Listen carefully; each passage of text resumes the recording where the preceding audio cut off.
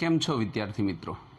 હવે સ્વાધ્યાય 9.4ની અંદર દાખલા નંબર 17માં આપણે જોઈએ તો જે વક્રના કોઈપણ બિંદુએ XY આગળ સ્પર્શકનો ઢાળ એટલે એનું વિકલન dy/dx. એટલે જ્યારે પણ તમને આવું આપ્યું હોય કે બિંદુ XY આગળ સ્પર્શકનો ઢાળ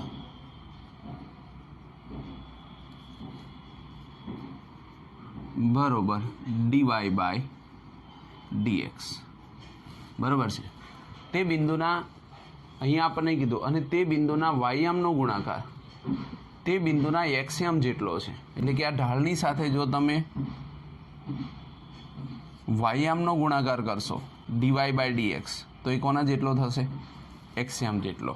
એટલે કે y × dy/dx x બરાબર. આવી આપણને શરત આપી છે અને આનાથી આપણને વ્યાપક ઉકેલ મળે જે 0 - 2માંથી પસાર થાય તો તેવા વક્રનું સમીકરણ શોધો. તો આપણે પહેલાં જોઈએ તો અહીંયા y છે, y × dy બરોબર x × dx થઈ ગયું. હવે બંને બાજુ સંકલન કરો તમે.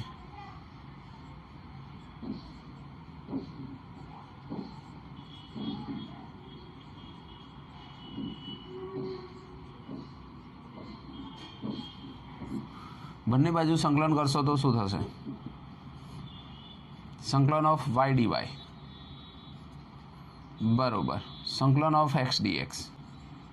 હવે આપણે સંકલન કરીએ તો yનું થઈ જાય y²/2 અને આનું થઈ જાય x²/2 અને પ્લસ c.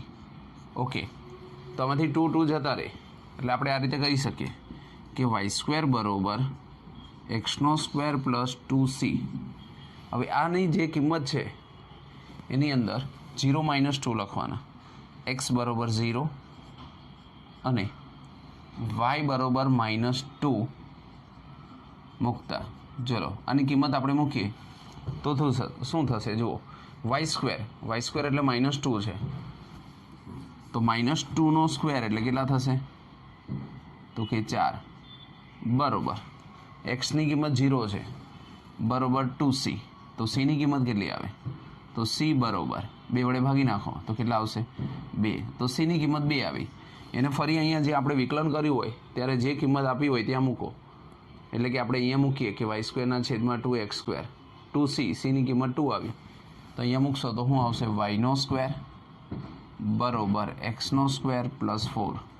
કેમ કે સીની કિંમત તમે 2 મૂકશો તો 2 દુને કેટલા થશે? 4 થશે. જો આને આપણે મૂકીએ આ રીતે x² - y² બરોબર 4. આ x² છે, y² ને સામે લઈ જાઓ તો -4. તો આ રીતે લખી શકીએ અને y² - x² બરોબર 4 લખ્યું હોત તો બી એનું એ જ થાત બરાબર. એટલે આપણે આ રીતે વ્યાપક ઉકેલ લાવી શકીએ જે વક્રનું સમીકરણ છે. ચલો જુઓ દાખલા નંબર 18. વક્રના કોઈપણ બિંદુ XY આગળ સ્પર્શકનો ઢાળ અને સ્પર્શ બિંદુ બિંદુ -4 - 3માંથી પસાર થતો રેખાનો ઢાળ કરતાં બમણો હોય. એટલે કે આપણને એવું કીધું છે કે XYનો ઢાળ આપણે લઈએ તો એ સ્પર્શકનો ઢાળ કેટલો આપણને આપ્યો છે? dy/dx બરાબર છે. અને બિંદુ -4 - 3માંથી પસાર થતો રેખાનો ઢાળ એટલે આપણને બિંદુ આપ્યો અને રેખાનો ઢાળ શોધવાનો હોય તો આપણે પહેલાં જોઈએ તો આપણને કયું બિંદુ આપ્યું છે?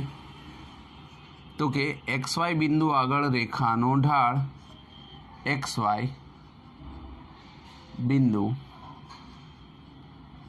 આગળ રેખાનો ઢાળ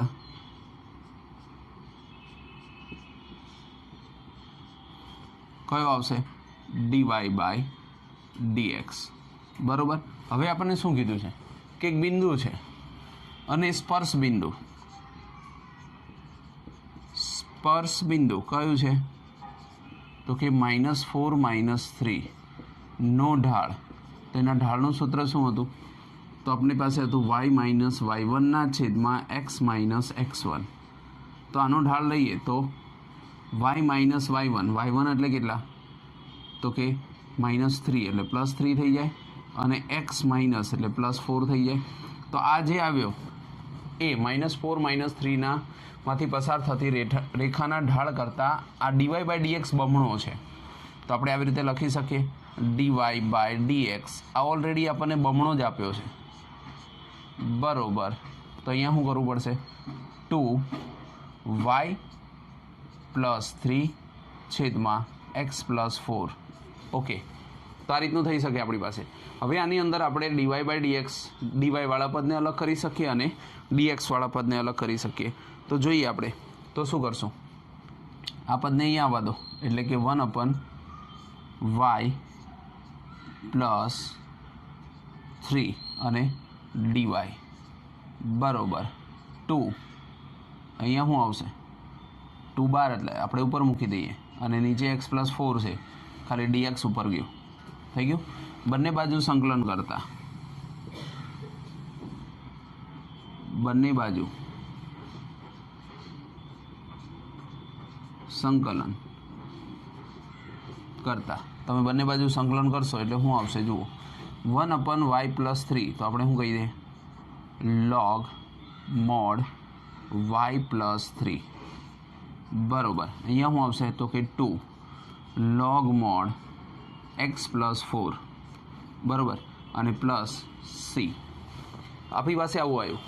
હવે અહીંયા તમે કિંમત મૂકો કે તમને એવું કીધું છે કે જે -2 - 1માંથી પસાર થાય છે, એનો મતલબ કે x બરોબર -2 અને y બરોબર 1 મૂકતા બરાબર આમાંથી પસાર થાય છે એટલે એનું સમાધાન કરતું હોય તો આ કિંમત અંદર મૂકો એટલે તમને વક્ર સમીકરણ મળે. જોઈએ આપણે તો log અહીંયા કેટલા આપ્યા છે y + 3, તો yની કિંમત કેટલી છે 1 છે, મૂકો અહીંયા તો કેટલા થઈ જશે 4. પછી કેટલા છે -2 છે, તો જો અહીંયા -2 મૂકશો તો 2 log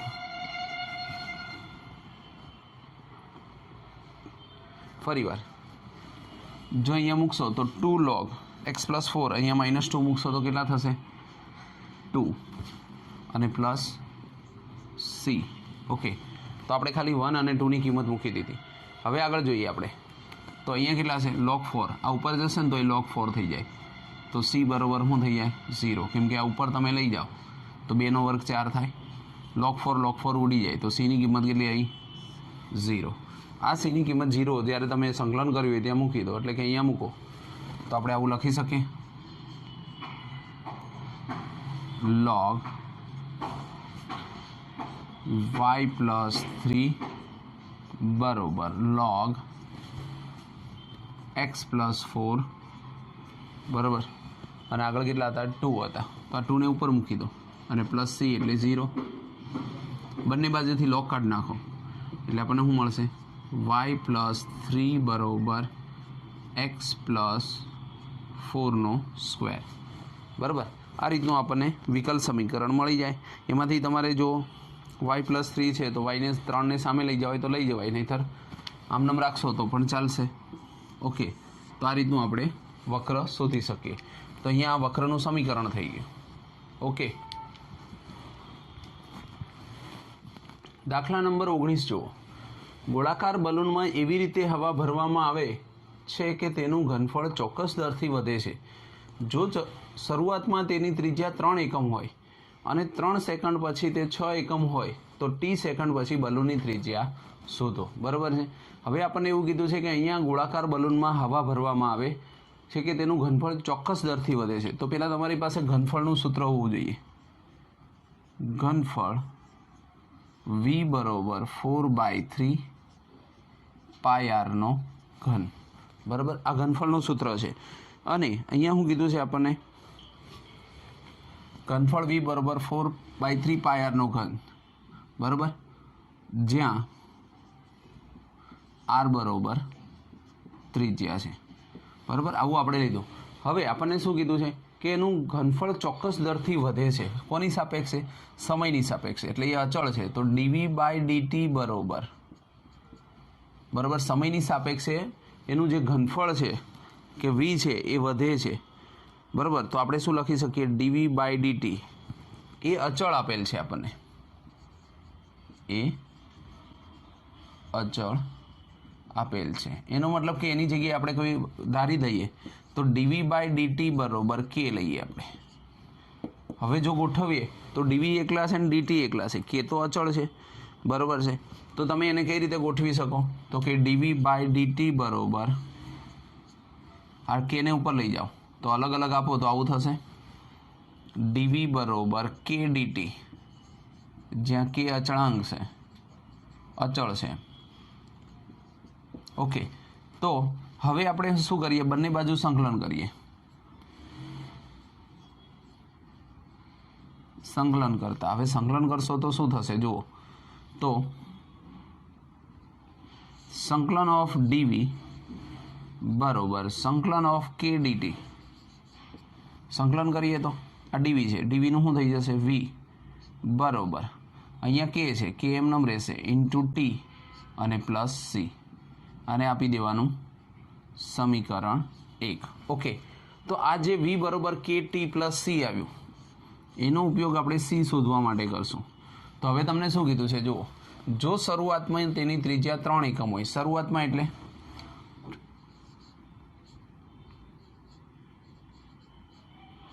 શરૂઆતમાં એટલે કે ટી બરોબર 0 સમયે, બરોબર એની ત્રિજ્યા જે આર છે એ કેટલી હતી? તો ત્રિજ્યા 3 એકમ હતી, એટલે કે આર બરોબર કેટલા હતા? 3 એકમ, બરોબર.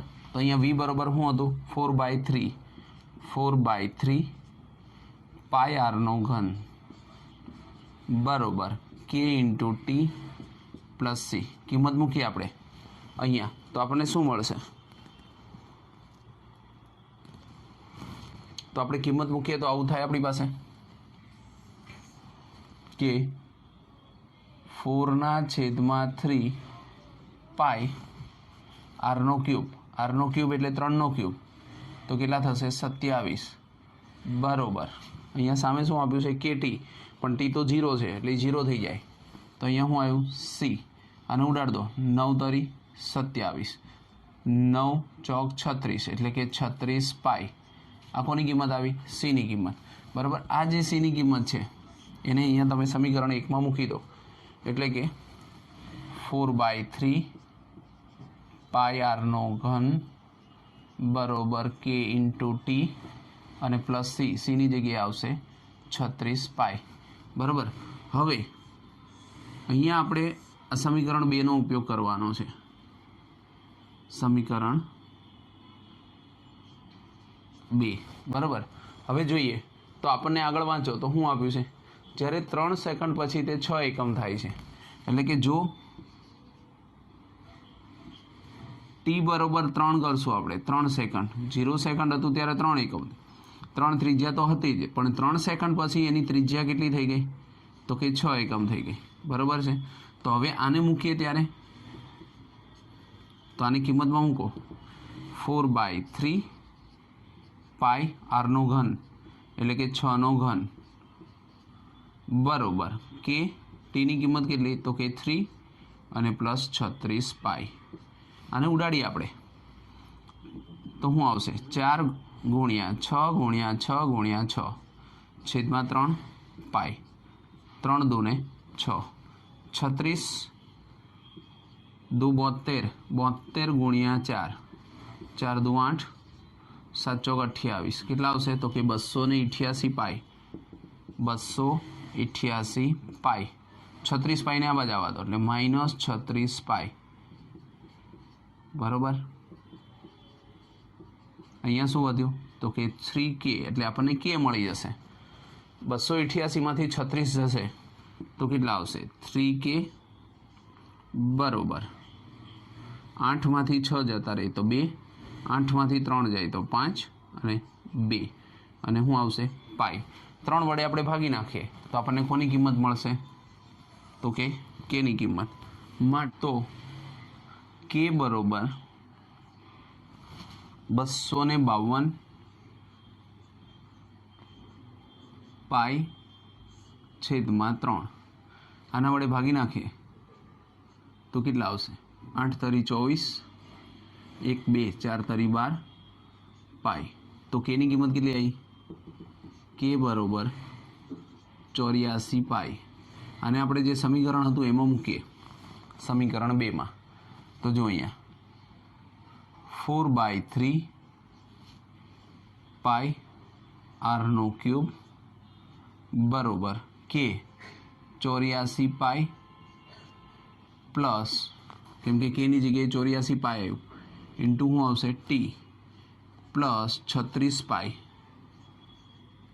હવે આને જવા દો સામે, તો શું આવશે 4 પાઈ આરનો ક્યુબ, કેમ કે આપણને એવું કીધું છે કે ટી સમયે, ટી સેકન્ડે આર બરોબર કેટલા, તો આપણે આરને કરતા બનાવવાનો છે. તો આપણે અહીંયા 3ને ઉપર ગુણીએ તો આપણને આવું મળે 4 પાઈ આર ક્યુબ બરોબર 3ને ગુણો, અહીંયા 4 તરી 12, 8 તરી 24 ને 1 25 પાઈ ઇન્ટુ ટી, ટી સેકન્ડ કીધું છે, પ્લસ 36ને ગુણો તો 6 તરી 18, 3 તરી 9 ને 1 10, 108 પાઈ બરોબર. આવી રીતના આપણી પાસે આવે કે 4 પાઈ. હવે 4 પાઈ વડે આપણે ભાગી નાખીએ તો આપણને ખ્યાલ આવે કે શું આવશે. તો અહીંયા શું કરશું, આરનો ક્યુબ બરોબર 252/4, અહીંયા શું છે પાઈ છે, અહીંયા પણ પાઈ છે, પાઈ નીકળી જશે, ઇન્ટુ ટી પ્લસ 108 પાઈ/4 પાઈ ગયા. હવે જોઈએ તો આરનો ક્યુબ બરોબર 252 ને ભાગો તો 4નો ઘડિયો બને તો 6 ચોક 24, 4 તરી 12, 63 ટી પ્લસ 4 એકા 4, 4 દુ 8, 2 વધ્યા 8 વધ્યા 27. તો આરનો ક્યુબ બરોબર 63 ટી પ્લસ 27 આવું આપણી પાસે આવે. પણ આરનો ક્યુબ નહીં જોતો, આપણે તો આર જોઈએ છે. તો આપણે શું કરી શકશું, આર બરોબર બંને બાજુ ઘનમૂળ લઈએ આનો ઘન દૂર કરવા માટે, તો 63 ટી પ્લસ 27 1/3 બરાબર. આ રીતે આપણે લખી શકીએ. તો આપણને શું કહ્યું કે ટી સેકન્ડ પછી બલૂનની ત્રિજ્યા, તો આપણે આવું લખી શકીએ કે ટી સેકન્ડ પછી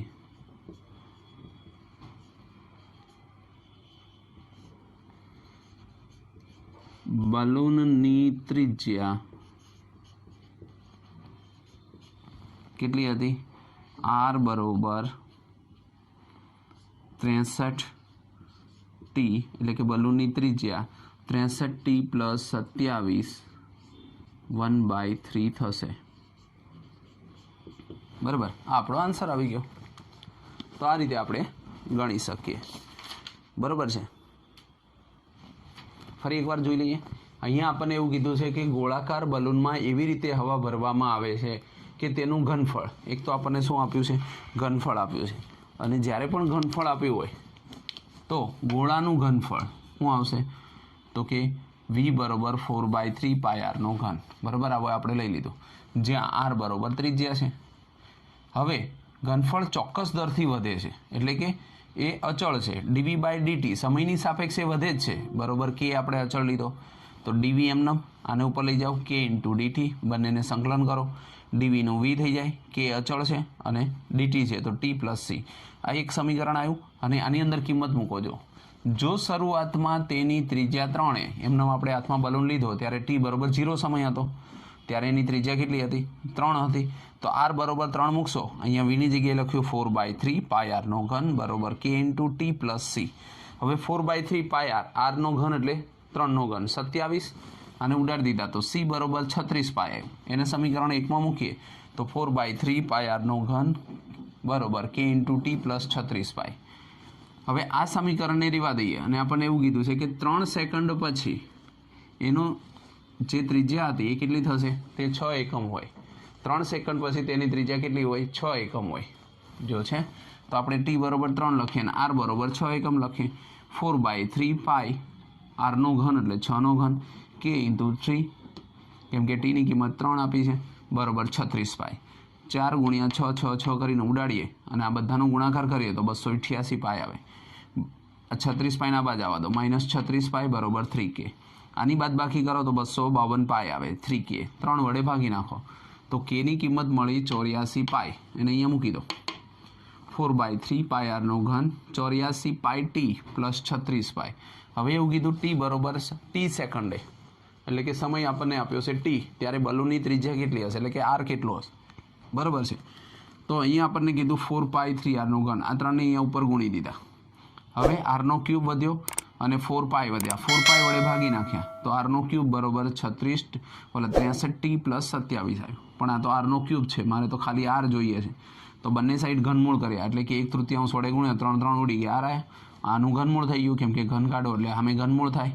તો ટી સેકન્ડ પછી બલૂનની ત્રિજ્યા 63t પ્લસ 27નો ઘનમૂળ એવું થશે, બરાબર. ઓકે.